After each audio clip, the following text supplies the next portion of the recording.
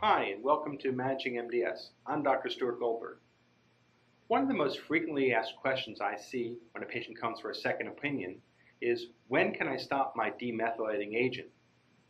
This is especially a common question when a patient has been doing well on the therapy and now the blood counts start to falter slightly. Well, the first thing that I do is I ask the patient, why did you start on the demethylating agent in the first place?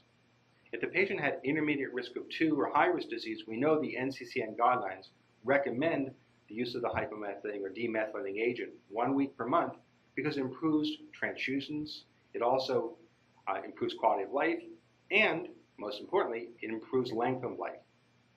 But if this is a younger patient, we also know that intermediate risk of 2 is the optimal time to think about moving to transplant. So in the younger patient whose therapies start to falter, I may revisit the question of, is it time to now consider a transplant? And I may want to try to do that quickly before they go to full-blown acute leukemia and I have to start all over again with aggressive treatment. In the older patient who was part on a demethylating agent, I go back to the AZA-001 trial.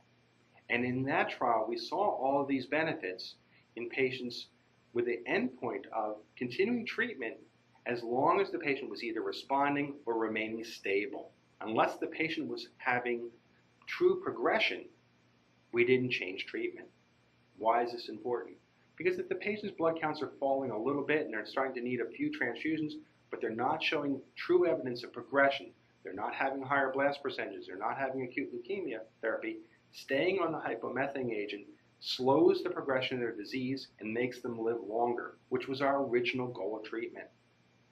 Unfortunately, some of the patients will develop worsening blasts, will be moving towards leukemia, will be now having true disease progression, and these are the patients that we think about taking off treatment and moving to experimental options.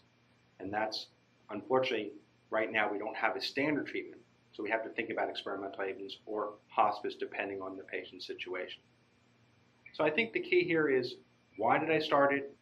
And then try to address that as to tell me when should I stop. Hopefully this is helpful, and thank you for viewing this activity.